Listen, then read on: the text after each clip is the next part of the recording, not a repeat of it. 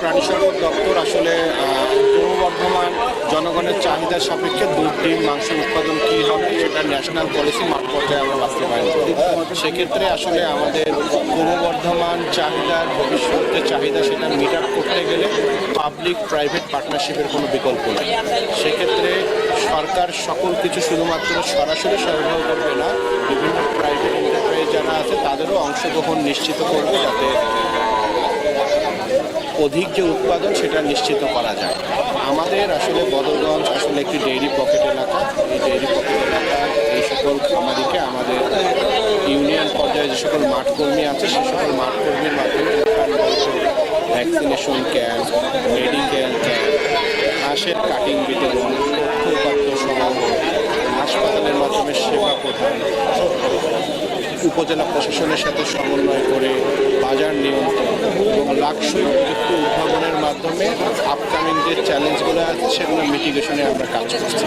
ফলে যখনই কোনো খামার সংগঠনের সাথে আমরা কথা বলি তখন এই মেসেজগুলো যাতে প্রান্তিক পর্যায়ে পৌঁছায় এগুলো আমরা আসলে খামারিকে দেওয়ার চেষ্টা করি। কারণ একটা বিষয় আপনারা যেহেতু মাঠ পর্যায়ে কাজ করেন দেখবেন যে অনেক সময় আমার কৃষকরা আসলে অফিসে গামী হতে চায় না, তারা সময় পায় না বা তাদের মধ্যে ভীতি কাজ করে।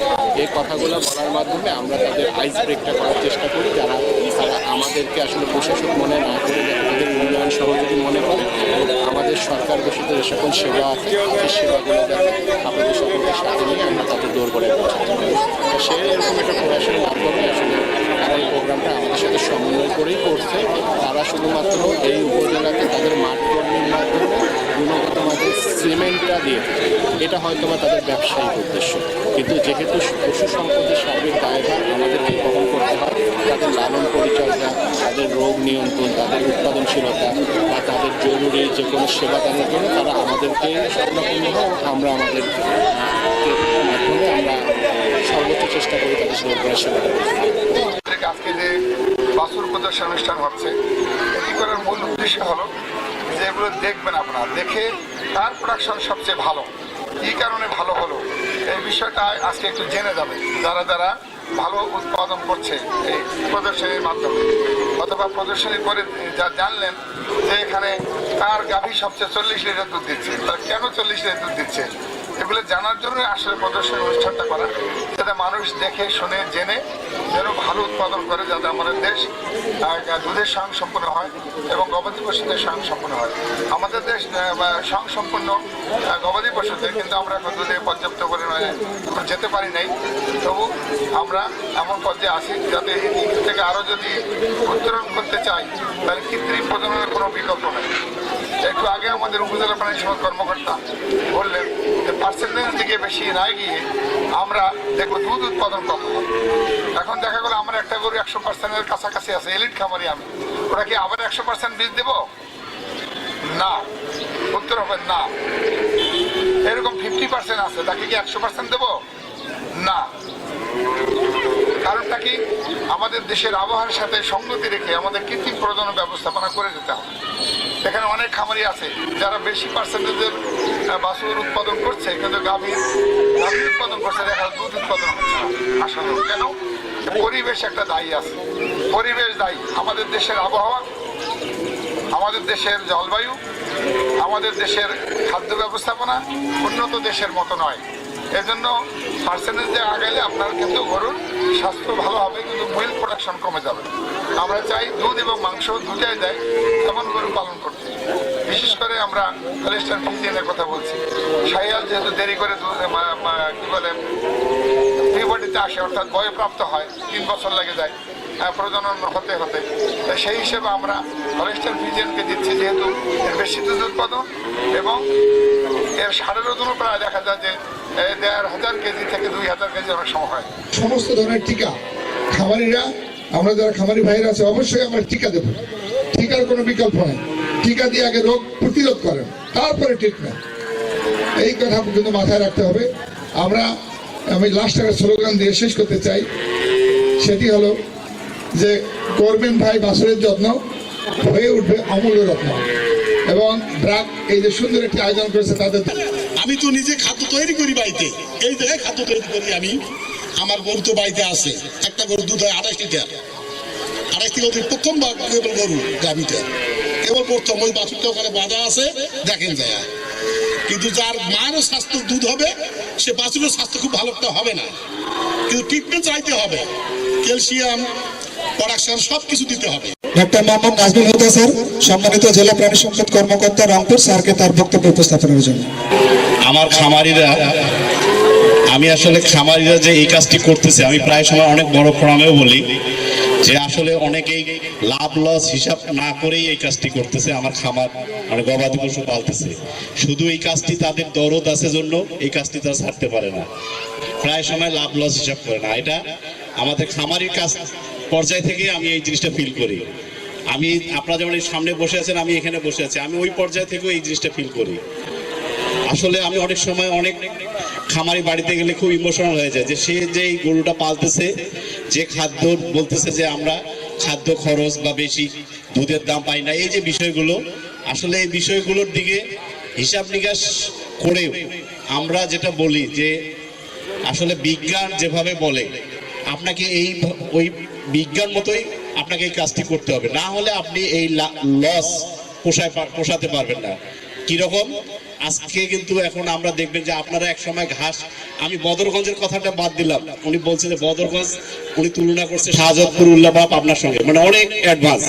রংপুরের অন্য জায়গায় আমি পার্শ্ববর্তী মিঠাপুর উপজেলা এক সময় কর্মরত ছিলাম, এই ঘাস চাষ করানো যাইতো না, কিন্তু এখন ঘাস বাড়ি বাড়ি ঘাস, রাস্তার পাশে ঘাস, এটা আর বলতে হচ্ছে না।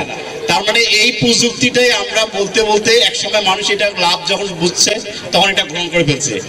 এখন দেখেন অনেকে সাইলেজ তৈরি করতেছে, আপনাদের এই বদরগঞ্জে দেখবেন যে প্রায় বাড়ি বাড়ি অনেক বড় বড় খামারিরা সাইলেজ তৈরি করতেছে, মানে আপনি যে খাদ্যটা খাওয়াচ্ছেন এটাকে গুণগত মান বাড়ানোর জন্যই আপনাকে সাইলেজ তৈরি করতে হচ্ছে, ওই ঘাস দিয়ে ওই ভুট্টা দিয়ে, তার মানে পুষ্টিমান বাড়ানো হচ্ছে। তাহলে এই যে সাইলেজ করলে আপনি পুষ্টিমান গরুর বেশি পাবে এবং আপনার খরচটা কম হবে। তাহলে আপনার উৎপাদন খরচ যদি কম না করেন তাহলে আপনি কিন্তু লাভ দেখতে পারবেন না। আরেকটা হলো যে পুষ্টি যদি দিতে পারেন তাহলে কিন্তু আপনার এই গাভী থেকে আমরা বছরান্তে বাছুর পাবো।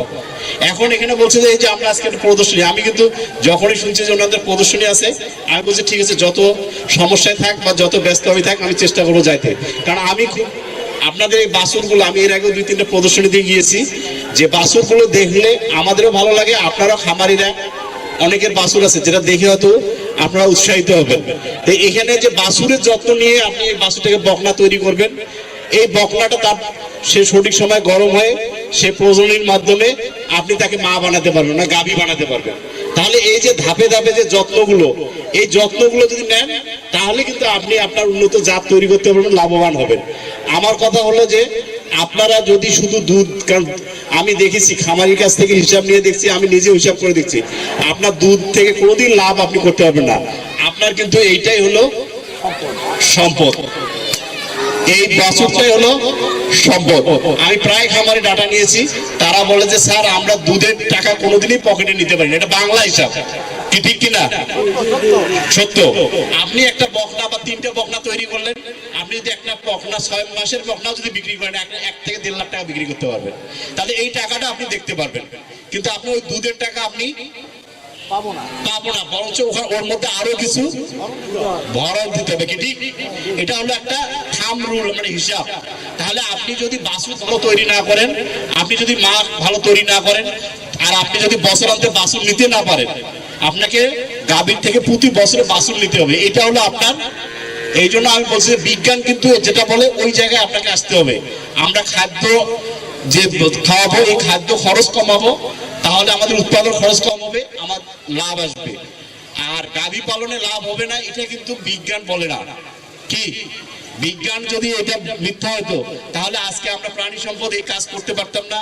আজকে আমাদের পাশাপাশি অনেক ধরনের সংস্থা, এনজিও, এই যে ব্র্যাক, বিভিন্ন প্রতিষ্ঠান কিন্তু এই গবাদি পশু নিয়ে কাজ করতেছে।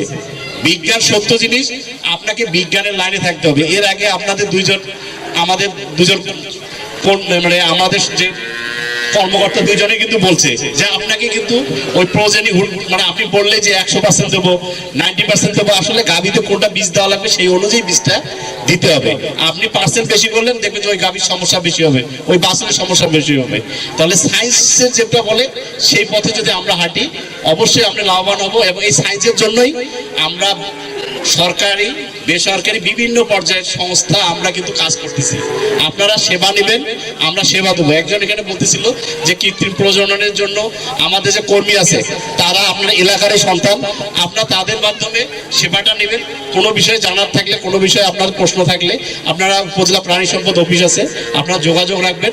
আশা করি আপনাদের এই যে আমরা পাশে আছি আপনারা থাকবো এবং আপনাদের সার্বিক সফলতা কামনা করে আজকে যে ব্র্যাক কর্তৃপক্ষ এই আয়োজন করেছে এই জন্য আমার জেলা প্রাণী সম্পদ দপ্তরের পক্ষ থেকে তথা আমার ব্যক্তিগত পক্ষ থেকে অসংখ্য ধন্যবাদ জানাচ্ছি।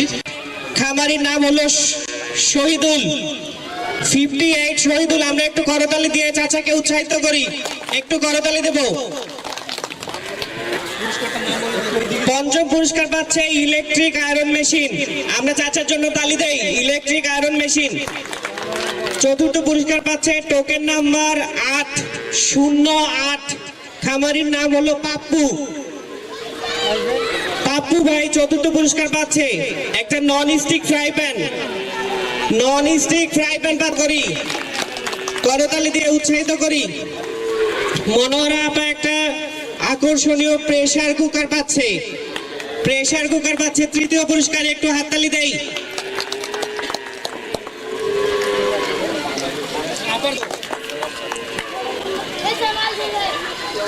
দ্বিতীয় পুরস্কারের জন্য আমরা রেডি হই। দ্বিতীয় পুরস্কার পাচ্ছে টোকেন নাম্বার 4 গণেশ, একটি রাইস কুকার।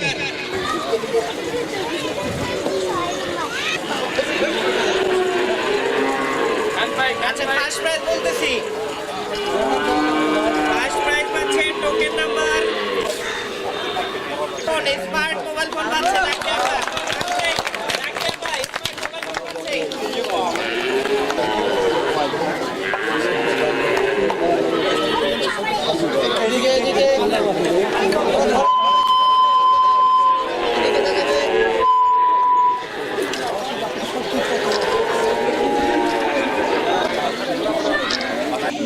আমার হাজবেন্ড প্রবাসী, আমি একা আমার বাড়িতে আমি গরু লালন পালন করি। আমার অনেক যত্ন করে আমি গরুগুলো পালন করছি, মানে একটা হাতে আমি এখন আমার বাড়িতে 5টা গরু, একের পর একে এখন আমার 2টে গাভী হয়েছে। এখন আমি মানে আমার কর্ম অনেক কষ্ট করি আমি এই বৃষ্টির পায়ে আমি খুবই খুশি।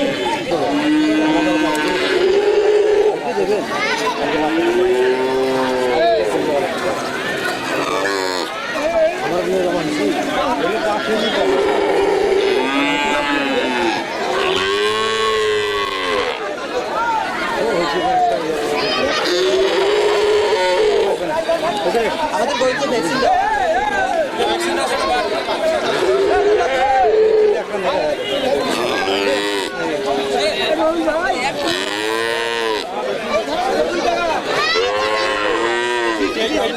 ভাই